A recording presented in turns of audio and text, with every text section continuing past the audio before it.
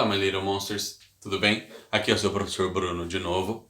Provavelmente antes dessa aula você deve ter assistido a aula sobre a independência dos Estados Unidos e também sobre a expansão, a marcha para o oeste. E agora nós vamos falar sobre a Guerra de Secessão. Vamos falar então sobre a Guerra de Secessão. Entenda que a Guerra de Secessão, que aconteceu de 1861 a 1865, ela acontece junto com a marcha para o oeste. E vamos entender os dois lados desse conflito. Os conflitos, as brigas, as disputas começam, obviamente, antes da guerra. Antes da guerra. Óbvio, né, Hermógenes, né? Só pode ser. Quais foram os principais motivos? O norte defendia uma coisa chamada protecionismo. O que seria o protecionismo? Uma proteção aos produtos estadunidenses em relação aos produtos ingleses. O que seria isso? Este protecionismo, então, seria vamos aumentar os impostos dos produtos ingleses para que a população consuma os produtos estadunidenses. Só que esses produtos eram produzidos no norte e não no sul. Já o sul era contra o protecionismo e sim favorável ao livre comércio. Porque eles preferiam comprar o produto mais barato. E normalmente as manufaturas mais baratas eram as manufaturas inglesas, mesmo vindo de pontos mais distantes do que o próprio norte. O sul preferia um produto melhor e mais barato. BB, bom, bonito e barato. BBB. Fica horrível isso. Hermógenes, melhor cortar essa parte. Então, enquanto que o norte quer proteger o seu mercado consumidor, ou seja, quer que o sul consuma os seus produtos, o norte, pelo contrário, quer comprar o do mais barato. E às vezes o mais barato é lá da Inglaterra. Simples assim. E para apimentar mais um pouco isso, há uma pressão inglesa sobre o sul, dizendo para o sul, caso vocês optarem para comprar os produtos lá do norte, eu não vou comprar mais algodão de vocês. Então, os ingleses, fazendo um lobby dentro dessa questão, vai pressionar o sul para manter o livre comércio. Então, por um período, por um grande período, desde a independência até o início da guerra, até a eleição do Lincoln, esse esquema funcionou. O norte era protecionista, o sul é favorável ao livre comércio e brigas e disputas políticas nesse momento. Segundo problema, leram aqui, escravidão. O norte era contra a escravidão, enquanto que o sul dependia da mão de obra escrava para o seu produto ser barato, então ele queria a manutenção da escravidão. O norte, alguns abolicionistas eram por motivos óbvios, por motivos humanos, humanitários. Alguns queriam o fim da escravidão porque a escravidão é uma coisa tenebrosa. Já outros querem o fim da escravidão porque os negros passam a se tornar, os ex-escravos, depois de libertos, se tornam mão de obra, e mão de obra em abundância se torna uma mão de obra barata. E o segundo item se torna mercado consumidor, se tornando mão de obra, aumentando o número de pessoas procurando emprego, a mão de obra se torna mais barata e também se torna mercado consumidor. Já o sul dependia da escravidão para sua produção ser lucrativa. Então você tem esse impasse.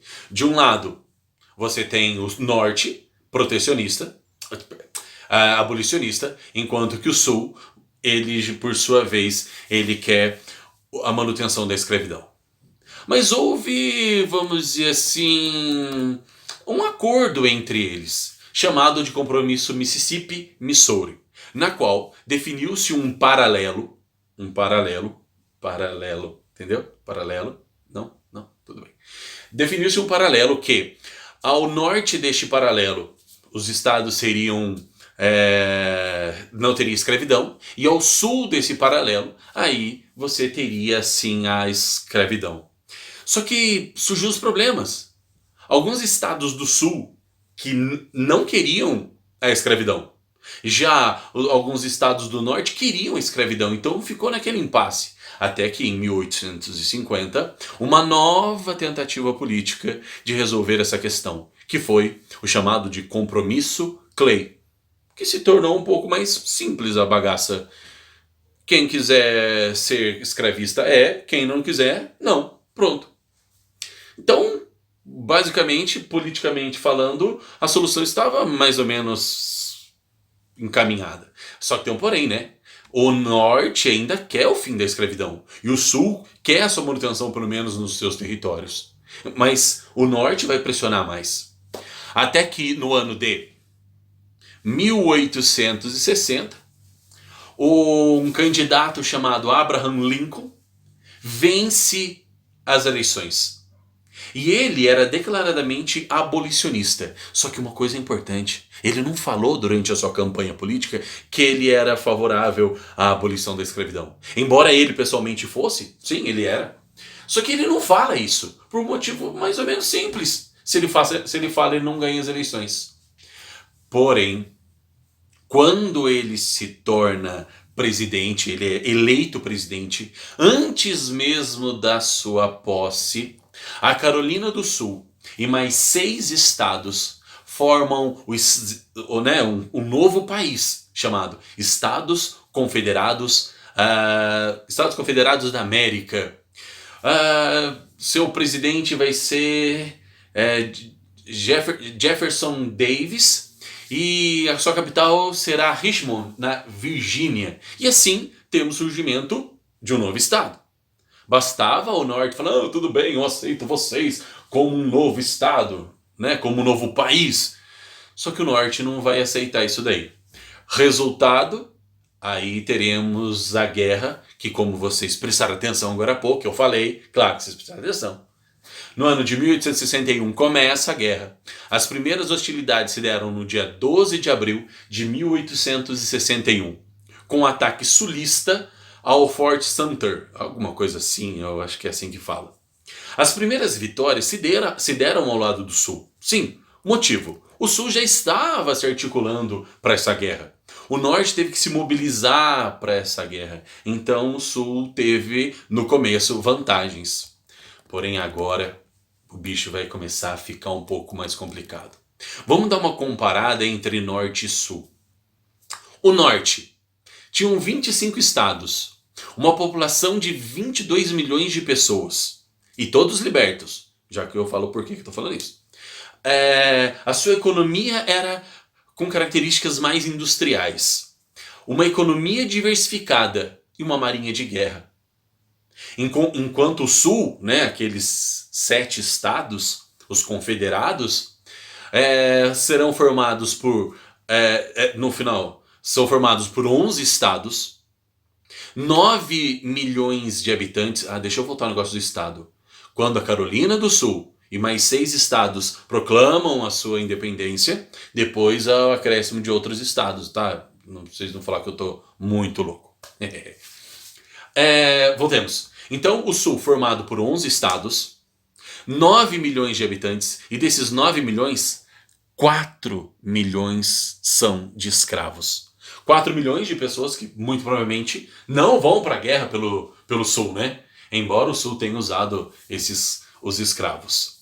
E qual era a sua base econômica? Agrícola. Então, olha a comparação entre os dois. O Norte, 25 estados. O Sul, 11. O Norte com 22 milhões de pessoas e libertos. O Sul, 9 milhões. O Norte com uma economia industrial e bastante diversificada, né? Ou seja, tentou se produzir de tudo, enquanto o Sul, agrícola. É isso que vai acontecer. No meio dessa guerra, você lembra quando começou? 1860 aí? Isso. Um ano depois, 1862, claro, você sabe disso. Tá prestando atenção no professor? Pô. Você sabe que aboliu... Aí, Lincoln aboliu a escravidão.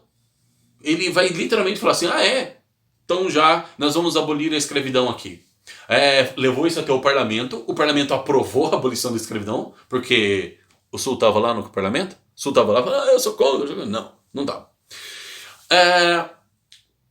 Isso vai fazer com que, parece bobeira isso, mas abolir a escravidão vai, Lincoln vai conseguir apoio de estados do Oeste, sabe o Velho Oeste lá, o Velho Oeste. Então, vai ajudar mais ainda o Norte, que já era proporcionalmente bem maior. O Norte vai fazer um bloqueio naval ao Sul, impedindo a entrada e saída de mercadorias, ou seja, tentando afogar a economia do Sul. Uma curiosidade, submarino. O primeiro submarino com função militar foi feito pelo Sul para tentar furar esse bloqueio. A National Geographic fez uma pesquisa e encontrou o submarino embaixo do mar lá, retirou, né? O submarino era perfeito, era muito top. Ele afundou a primeira vez, né? Função do submarino. E morreu todo mundo. A segunda vez que ele foi, explodiu um navio e voltou, ele também afundou. E daí os caras desistiram dessa ideia. Não sei porquê. Tá, 6 de abril de 1865, o general Lee, comandante do Sul, pede os termos da rendição. E assim acaba a Guerra de Secessão, a guerra que ia separar os Estados Unidos. Vamos às consequências. Uma gigantesca quantidade de mortos. Trata-se de uma das guerras, uma guerra que podemos chamar de guerra moderna, que nunca antes tinham morrido tantas pessoas num prazo tão curto de tempo, uma literal carnificina. Até hoje isso é muito estudado dentro dos Estados Unidos, essa guerra civil. Se você assistir aqueles programas, né, Trato Feito, por exemplo, sempre aparece alguém vendendo alguma coisa desse período da história. O Norte é o vencedor. E o Sul, como derrotado, ele vai ser desfigurado. Sim, o Sul era composto por grandes propriedades de terra, grandes latifúndios, né, muito parecidos com o Brasil, né? Mas quando o Sul é derrotado, aí teremos as suas propriedades divididas em pequenas e médias propriedades, e um dos compradores é o próprio Norte. Então entendam que não bastou só vencer o Sul, houve também uma desfiguração deste, para que este não voltasse a ser um empecilho para o Norte, né? Não basta ganhar, tem que pisotear, massacrar, coisas do tipo. Uma outra consequência que já foi falada, só que agora vai ser finalizada, a escravidão é abolida dentro dos Estados Unidos. Mais um ponto, né? Aboliu-se a escravidão. Excelente, maravilha. Mas será que esses negros foram incluídos dentro da sociedade estadunidense? Será que eles foram incluídos como cidadãos estadunidenses? Fica essa pergunta, né? Ou será que eles são marginalizados até hoje? 1867, 2 anos depois do fim da Guerra de Secessão, temos a criação da Ku Klux Klan. Basicamente, o que seria isso? Uma associação de brancos, na qual, né, se você ler o seu ato de fundação, dizem que é uma associação para se proteger dos negros, dos libertos, uma associação que os brancos temiam pela sua própria vida. Então, eles vão criar a Ku Klux Klan como forma de proteção. Belezinha. Deu para entender sobre a Guerra de Secessão? Uma guerra na qual dividiu os Estados Unidos em duas partes, aconteceu no mesmo momento em que os Estados Unidos está marchando para o oeste. Temos um fator econômico, que é o protecionismo ou o livre mercado, e temos a questão do escravismo. O estopim disso daí, você prestou atenção e sabe qual é o estopim? Isso mesmo, as eleições de Abraham Lincoln, né? E ele assume quanto presidente. Little Monsters, me despeço por aqui, espero que vocês tenham prestado atenção na aula e até uma próxima vez. Fui!